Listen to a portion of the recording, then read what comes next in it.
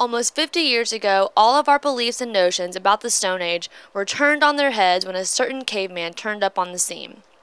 Thousands of generations ago lived the Flintstones. Flintstones. Meet the Flintstones. But it's only been 5 decades that we've known them. How can that be? Wilma Hanna, Joseph Barbera, and Sam Ellison created the animated sitcom that features the Stone Agers and their families. People were first introduced to Fred and Wilma along with their neighbors Barney and Betty in 1960.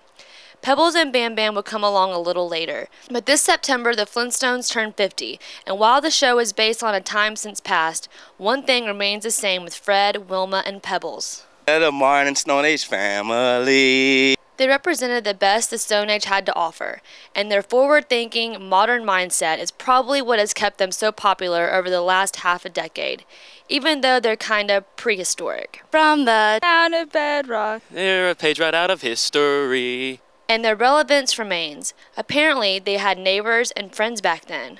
Let's ride with the family down the street. They had transportation. Through the courtesy of Fred Stoofy. And it's been said they were the first real party animals. When you're with the Flintstones, You'll have a yabba dabba do time. But not until just 50 years ago did we even know they existed. A yabba do time. And we found out then what we all know now, that Stone Age people had the normal problems anyone would have at work with the boss. They had a few crazies in their family. As a matter of fact, Fred and his best bud Barney had to deal with the UFOs and alien encounters, much like residents of the desert Southwest. But those things they could live with because they had each other. All they really wanted to do was to have fun with the people they loved and maybe play a little catch with the pet dinosaur.